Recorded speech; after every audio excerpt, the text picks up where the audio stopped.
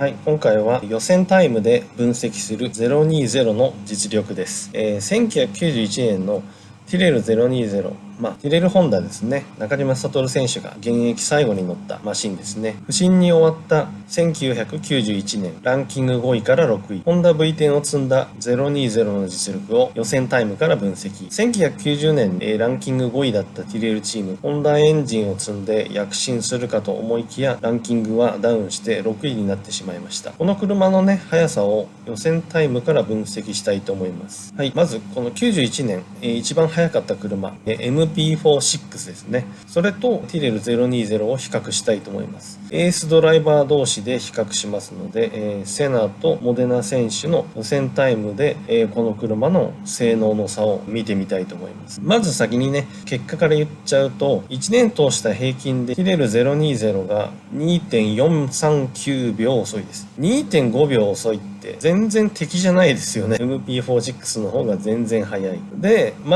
一番肉薄したレースは、予選2位を取ったモナコグランプリですね。モデナ選手も、戦闘力があったのはモナコだけだってね、語ってます。で、じゃあ一番遅かった、一番差が開いたレースはドイツグランプリですね。4.292。高速コースなんで、ホンダエンジン積んでるね、ティレルも速いのかなと思いきや、あんまり関係なかったみたいですね。他にもね、タイム差が大きいレースがいくつかあるんですけど、そう、第一戦のアメリカもね、全然速くないんですよね。3.6 秒離されて。で、それを置いといて、第10戦と11戦、ハンガリーとベルギーなんですけど、3.601 と 3.496 秒離されてますよね。ハンガリーもベルギーも割とくねくねしてて、アップダウンもあるコースですよね。だからそれ旋回時間が長くて、アップダウンが強いコースに弱いっていうのがね、なんかここで読み取れますよね。で、あと日本グランプリも、セナから4秒引き離されてますね。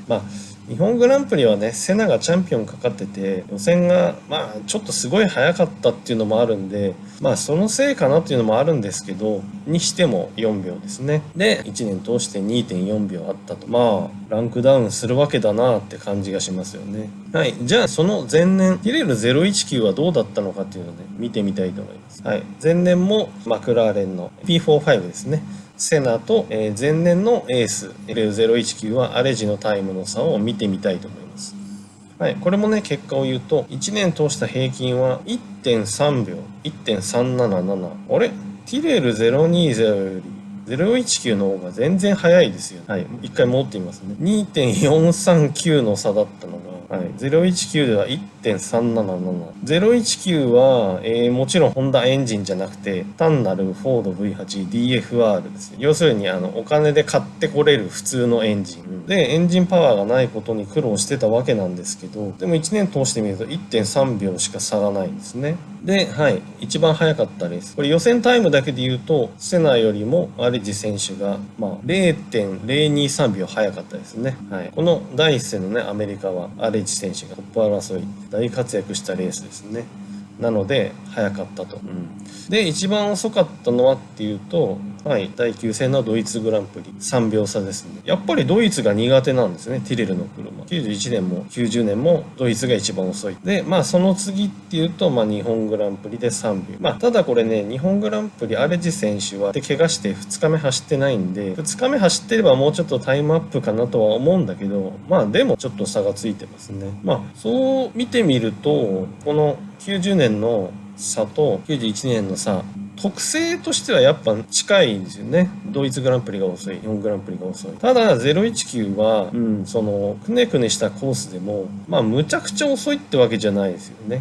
ベルギーグランプリは 2.5 秒なんでちょっと遅いですけど、これでランキング5位だった019が020になってランキング6位になったわけだっていうね。これあくまで予選タイムですけど分かりますよね。はい。さらにね、深掘りしていきたいんですが、じゃあティレル019から020に変わってラップタイムってどんぐらい速くなったのかっていうね、ティレル同士で、前年のティレルとこの91年のね020を比較してみたいと思います。90年と91年は、グランプリは16個で同じで、グランプリ開催場所も同じなんですけど、コースがね違うところがあるんで、コースがまんま同じだよっていうところだけで比較してます。前年からどんぐらいタイムアップしてるかっていうと、まあ1年ならすとマイナス 0.544、0.5 秒ぐらい速くなった。大して速くなってないですよね。で、この赤く塗りつぶしてるタイムは前年よりも遅くなってるタイムです。1年前の車に負けるっていうのはね、ありえないんですけどね、ハンガリーなんか1秒近く遅くなってますよね。でイタリアもまあわずかですけど、でも遅くなってる。で、ポルトガルも遅いと。はい、やっぱりねティレル020が曲がりくねったコースで弱いっていうのもね、なんかここでも出てますよね。にしてもね、前年より遅いってどういうことなのって感じです。で、じゃあね、トップチームのマクラーレンは1年でどんぐらい速くなったのかってね、MP45B と MP46 をね、比較してみますと、はい、結論は平均で言うと、そう、マイナス 1.374 秒なんですね。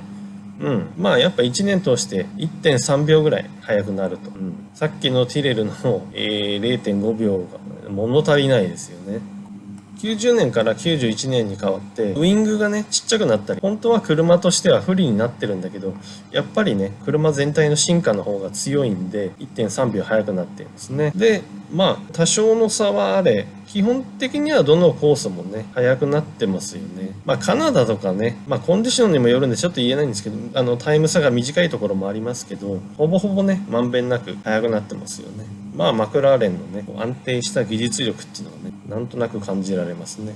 はい、じゃあねこれを総合して考えると、前年より戦闘力の落ちたティレル、丸1、マクラーレンとの差は 1.377 から 2.438 秒へ悪化。丸2、ホンダエンジンを手に入れても1年で 0.544 秒しか進化していない020。丸3、020が肉薄したのはモナコ GP のみ。はい。ホンダ V10 を積んだらマクラーレンに対して1秒遅くなった。はい。っていうわけなんですね。これね、それぞれのタイムの差し引きをしてみると大体合ってると思うんですけど、ホンダエンジンを積んでトップチームの仲間入りをするはずがね、1秒以上遅くなったということでしたね。これ予選でね、予選1周のタイムなんで、1周走った車のポテンシャルだけでもね、こんだけ差があるわけなんで、決勝をね、何十周も走ったらね、当然もっとすごい差ですよね。はい。